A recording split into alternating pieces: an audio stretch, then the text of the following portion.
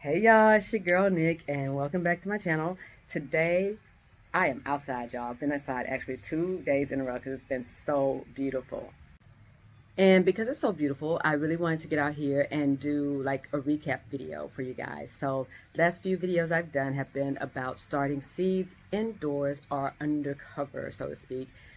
And the last 2 to 3 videos I've done have been all about how to do that when you don't have a greenhouse, you don't have a grow tunnel, you don't have a shelving set up with a plastic cover mimicking a greenhouse.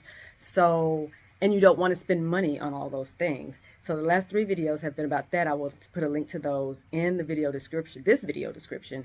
Um, but I want to come and do a recap on what worked for me, what didn't work, what I will likely do again, and what I will hopefully never have to do again. So I want to get started on that. But first, I want to share a little something with you.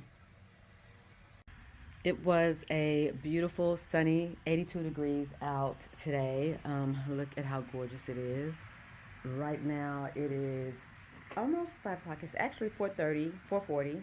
Um, and it's just a gorgeous day. So I actually got out here 2 days in a row, yesterday and today, and finished clearing out my garden spaces and, just watered some things in.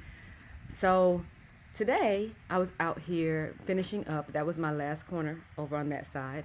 Um, and there's lots of seedlings out there. As a matter of fact, let me just show you this really, really quickly. So as I was out here, I was weeding on that side. You can see it's all clear now, except in the corner where I don't grow anything all the way in those corners. So I'm going to just come out here and spray some vinegar all the way in the corners to kill the rest of those weeds. But look, these were just a few weeks ago. I could not even see them because there were so many weeds over here. As I pulled out the weeds, I could see that I had a lot more brassicas over here. This is broccoli and cauliflower. And then today I came out and realized the broccoli is actually starting to do some things. So I'm just going to go. By now, I hope you know. If not, I'm going to tell you now that I let things go as long as they continue to produce, as long as they continue to work. So I'm just going to leave all the brassicas, chard, kale, there's collards out here. I'm just going to let them keep doing what they do until they don't do it anymore. But back to the original point of this video. Since it has been so nice, I got some weeding done, and then now I am starting to pull some things outside. You know how they say you're supposed to harden off your seedlings? I've never been great at that, ever, but I'm trying to do better. So everything that's already sprouted, these are all my squashes, and there's more squash over there and some cucumbers over there, and then peppers. All of those things I'm going to bring outside. I'm leaving them in their pots. I've actually already up potted the squashes. I'm going to up pot the cucumbers and probably the peppers and maybe the tomatoes as well, so that those could start getting used to being outside, because I don't think that we have another freeze coming, and the weather's supposed to be really great for the next week or so. But I want to be safe, so I'm not going to put these seedlings directly into the ground quite yet. I am still going to pot them up because I feel like I need to wait another week or two before I transplant them out into the garden. So back to the point of this video, let's talk about the things I learned when trying to start seeds indoors this year. So the first mistake I made was about the soil.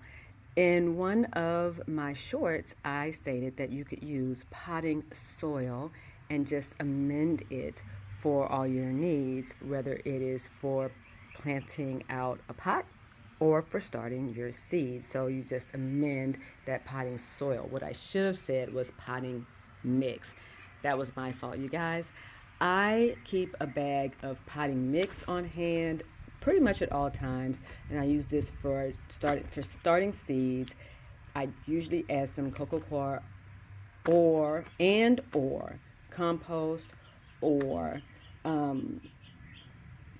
perlite to help it out. But it's supposed to be potting mix, not potting soil. And here's the reason why, which will bring me to the second and the third thing that I would do differently. While I did learn that humidity domes do actually work, like here is a full tray that I had a humidity dome over, and it worked out great. Same thing here. Here's the problem. Because I mistakenly used my potting soil instead of my potting mix, I got a little bit of mold on the tops of some of my starter trays. So even though I used some cocoa coir, and this happened strictly with cocoa coir as well. So it's not just the soil, although that's an issue. It's also a circulation thing. I did not have fans going, and so there was no air moving around. So even here, you can see these tomatoes they all came up and they're doing great. I'm gonna pot them today or tomorrow, but you can see on the surface of the soil, that's no bueno. It's not hurting it, but there's just was no circulation around those. So that's the second thing I learned, which was to have fans or something going. We were inside all the time, so I didn't want to have fans going when it was cold outside.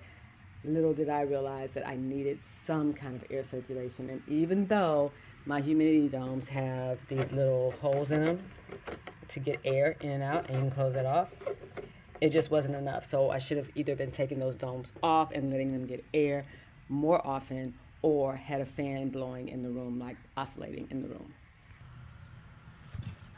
Like I said, I don't think it hurts anything, but soil definitely does not drain very well, and so it's not great for seedlings. That's why I had to make the distinction, go back and correct myself, and say to use mix and not soil. And then, like I said, aerate. So that's two: mix, not soil, and to make sure you have good airflow. Moving on to the next thing. While we're talking about soil and soil and potting mix, and holding on to water and air circulation causing mold on top, this next thing also goes in line with that, and that is watering requirements. So yes, the soil needs to be kept moist but not wet. I have a problem with plants, anything that's in a pot that's inside my house. I water too much. I love them to death. I'm just now learning to walk away from my pots and not bother them, not keep watering them, not love them to death. But same thing goes with these seedlings. What I realize is that I do need to plant things together or close together. Like in these pots, there's 2 cell trays. I need to have items that have similar water requirements. Not necessarily for the plant itself once it comes up, but for starting the seed itself. And then once it comes up, that also helps to be able to water them correctly. Because let's say I had tomatoes here and say like hot pepper or something right here. They have different watering requirements once the seedlings come up. So that's one thing that I learned and that I would do a little bit differently, is just pay more attention to what I put in these cell trays. So that's number 3. Speaking of cell trays, there's number 4. I don't love using these cell trays. Yes, they save a lot of space. But I don't like to have to up pot. Like, so these tomatoes, you can see they're all like tangled, and I'm way behind on getting them out. These San Marzanos are okay because I only put 1 in each cell. The other ones I put like 2 in each cell because you never know how many are gonna come up. But then you got to go through and take out, as much as you can and put it into a larger pot, and then take it from that pot either out into the garden or from that pot to an even larger pot. So for next time that I start seeds indoors, I probably will start most of my seeds in larger pots or in cups, as opposed to doing the cell trays. I will do the cell trays for things that are smaller or things that, have a high germination rate. Okay, we're going to have a change of scenery because I've gotten all of those repotted and some are down here. But these over here have not germinated yet. So I'm going to take those back inside and tell you the 5th thing that I learned from starting seeds indoors. But first, let's pause for a second and admire how beautiful this root system is. That's really great stuff. So when I have stuff like that, that's a win for me because, as I've said multiple times, I am not great at starting seeds indoors. This is a tatum squash. I think that's how you say it. I really should look these things up. But tatum, Tatume, squash. And I'm planting these because every year I plant zucchini and yellow quick neck squash and spaghetti squash. And every year I get so close, but I only get so far before the vine borer just takes me out. And I watch them diligently, trust me. But so I'm growing this one because it's supposed to be resistant to the vine borer. But that's besides the point. I really was just showing you that root system and how gorgeous that is. So I'm up potting these now, and I'm actually getting pretty far. They're my cucumbers. I have two different types here. This one is a crystal apple, and then these two are just standard pickling cucumbers. Can't remember the name of them right now, but I'm going to be growing a couple of versions of cucumbers because we love them and we love pickles. Anyway, back to it. Okay, change of scenery. I'm back here in my office where I moved many of my seed starting trays because, again, I did not want to use grow lights. I did not want to buy more grow lights, and I wanted to show how you can start seeds indoors without having to purchase a lot of things, right? So I moved a lot of my seed starting trays up here because this window is southeast facing and it gets a ton of sunlight pretty much all day. So I did bring in like a little shop light here. In addition to the sunlight, I had this light. It's really an under cabinet light, but it was just laying in the garage not doing anything. So I brought that in here and kind of rigged it up. And I was using that for some of the ceilings that I showed you earlier that have come up and are outside. These seedlings still have to come up, so I brought these up here as well, but notice that the light is not on. So that's the other thing that I had to be aware of, is that most seeds don't need light to germinate, most. And then there are seeds that only need heat to germinate, and there are some seeds that need a cold spell to germinate. So that's the other thing I learned this year about starting seeds indoors or undercover, is to know the needs of the seeds. Not the plant itself, not the seedling, but the seeds. So what I ended up doing is, since I don't have a heat mat and did not want to buy one, I moved my peppers, which are things that need heat to germinate. I moved my peppers into my laundry room, which on laundry day, of course, it's super warm in there, and I just set it on top of the dryer. And that helped me out quite a bit. It freed up some space because, I'll be honest, I was getting really anxious and kind of panicking a little bit because I was running out of space here. After I moved those peppers, my tray had a lot more space on them. And then I also moved things like I had some artichokes that I was trying to germinate.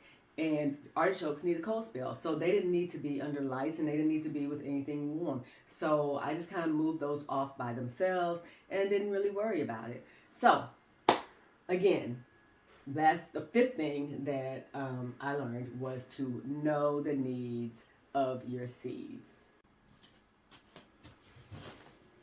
So to recap, if you're just starting out, or you've been gardening for a while but you don't have a greenhouse or a grow tunnel or anything like that, or like a shelf setup that's similar to a greenhouse, and you don't want to have to buy all of those things, these are the 5 things that I learned when I was starting seeds for this year. This is 2025, we're going into the spring, and this is only the second time that I've started seeds indoors. I learned a lot this year, and here are the top 5 things, just to recap. Okay. So the first thing is to use amended potting mix, not soil. When I say amended, you could add things like compost or cocoa coir or perlite amended to your needs. That's the first thing. Second thing, make sure there's good airflow wherever you are starting your seeds. And the third thing is to group similar plants together for watering needs. Fourth thing, plant in larger containers if you can, because these tiny little cell trays are just, they're too little. And planting in a larger, like a 4-inch container or a cup, will help you to avoid having to up pot your seedlings multiple times. And then the last thing, of course, is to know the needs of your seeds. And that's it.